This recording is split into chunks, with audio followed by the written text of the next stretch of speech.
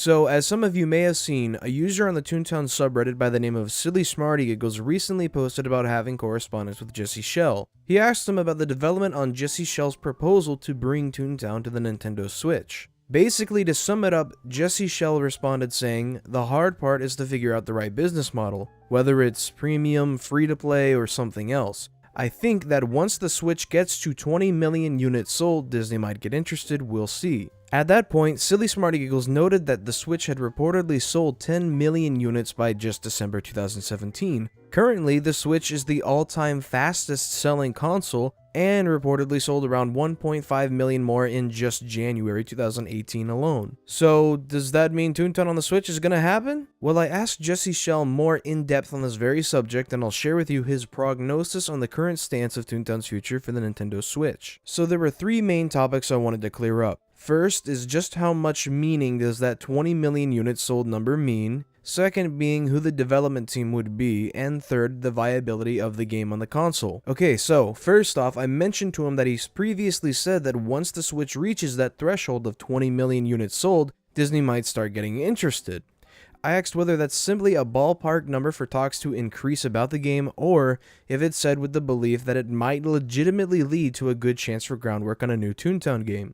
In reply, he said, "I think 20 million units sold is a point when a discussion is worth having.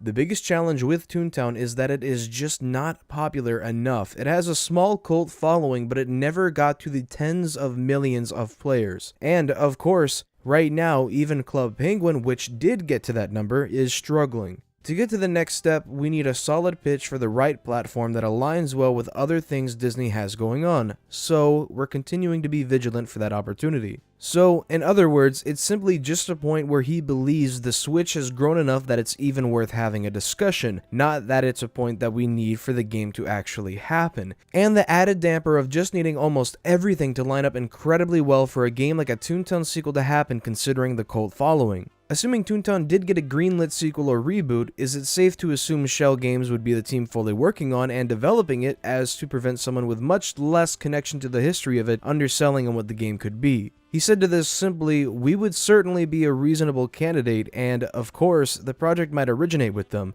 like Pixie Hollow did. That is, Disney did not invent Pixie Hollow, Shell Games did, and Disney liked the idea enough to fund it." Maybe an obvious answer to an obvious question, but with Disney Interactive being all but non-existent at this point, it's likely to be assumed that if a game were to happen, Shell Games would probably be the development company behind it. Lastly, I asked his opinion on the viability of an MMO game on the Switch, as I personally am not sure if there's ever been any true MMOs yet. Maybe perhaps a Toontown sequel on this platform might have to incorporate a lot of single-player elements in order for it to work. So the question I left is basically, does he believe an MMO-style game could work or function on the Switch? For example, like how would the chatting system work? Well, to put it bluntly, he says that it's simply just not clear yet. It's not a sector that's been explored necessarily, but he does believe that there's room for some always online or mostly online games on the Switch.